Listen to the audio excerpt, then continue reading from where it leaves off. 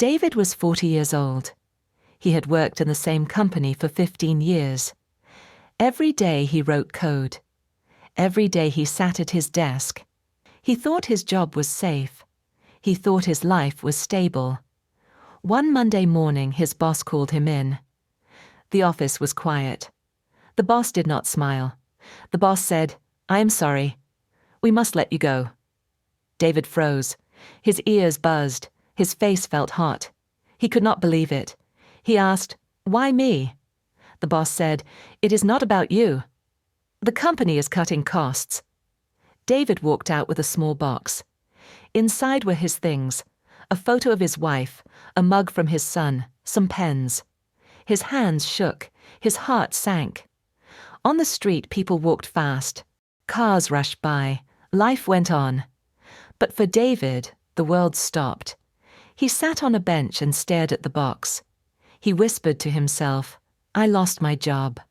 I lost my face." The words tasted bitter.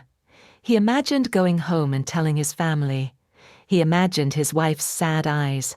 He imagined his son's confused look. The thought burned his chest. David wiped his eyes.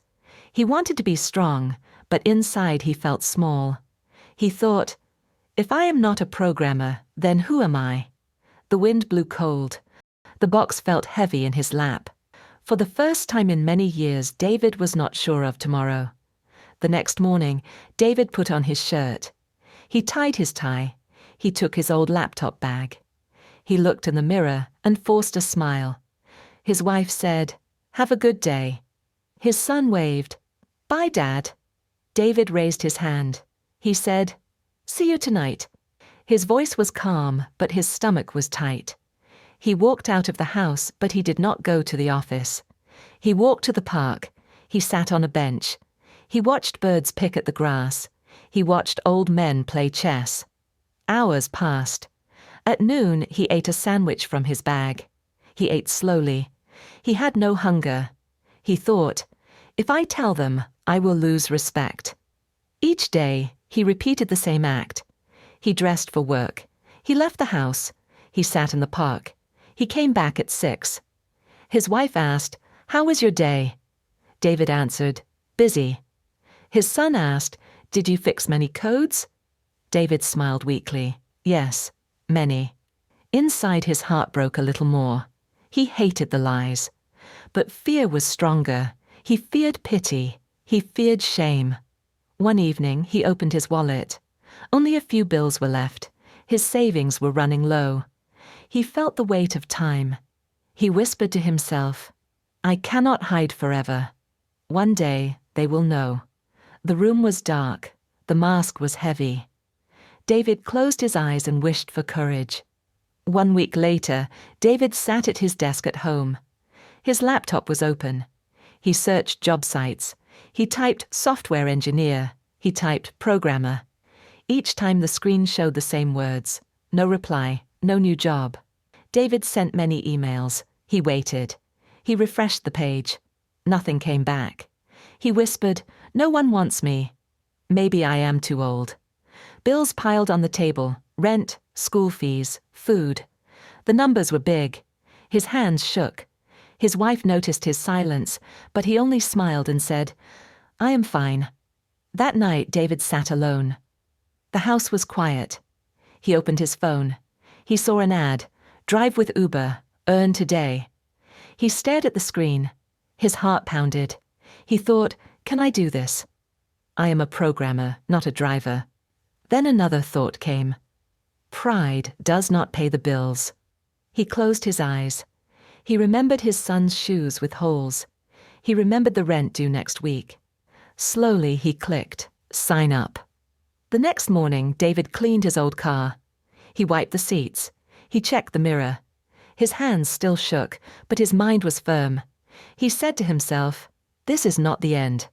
This is a start." For the first time in weeks, he felt a small spark. Not hope, not yet, but a step. He put the Uber sticker on the window. He took a deep breath. David whispered, "Okay, let's drive." David sat in his car. The Uber app was on. The screen beeped. His first ride came. His hands were wet. His heart beat fast. He whispered, "Just drive, just drive." He followed the map. He stopped at the corner. A man opened the door. David froze. It was Mark, his old co-worker. "David!" Mark's eyes went wide. David's face turned red. He gripped the wheel. He said softly, "Yes." "It's me." Mark looked around the car.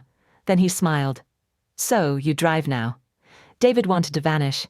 He said, "Yes. I lost my job." The car was silent for a moment. Then Mark spoke. "Man, respect. You do what you need to do. That takes courage." David blinked. He thought Mark would laugh. He thought Mark would pity him. But instead, Mark's voice was kind. Mark leaned back and said, "You know, life is not a straight line. We all fall, but you stand up. That matters." Something warm moved in David's chest. He gripped the wheel less tight. He breathed deeper. He whispered, "Thank you." They reached the stop. Mark got out. Before leaving, Mark tapped the roof. He said, "Keep driving, David.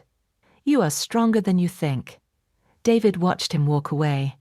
For the first time, the shame felt lighter. He looked at the app.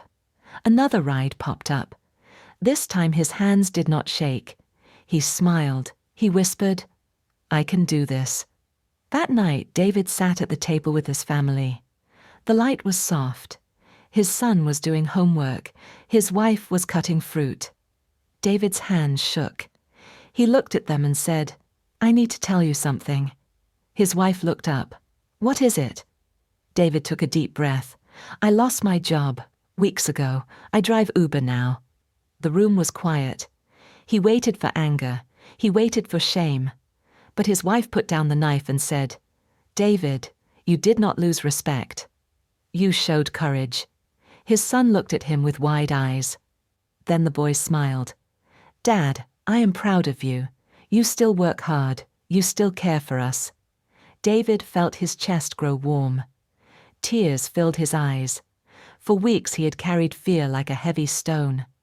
Now the stone was gone. He whispered, "I was afraid you would look down on me." His wife touched his hand. "We love you, not your job. You are more than a title." David nodded. He felt light, almost new. Later that night, he stood by the window. The city lights glowed outside. Cars moved. People rushed. Life flowed. He whispered, "Sometimes you lose a job, but you find yourself." For the first time in many weeks, he smiled a real smile. He was not just a programmer. He was a husband, a father, a man still moving forward.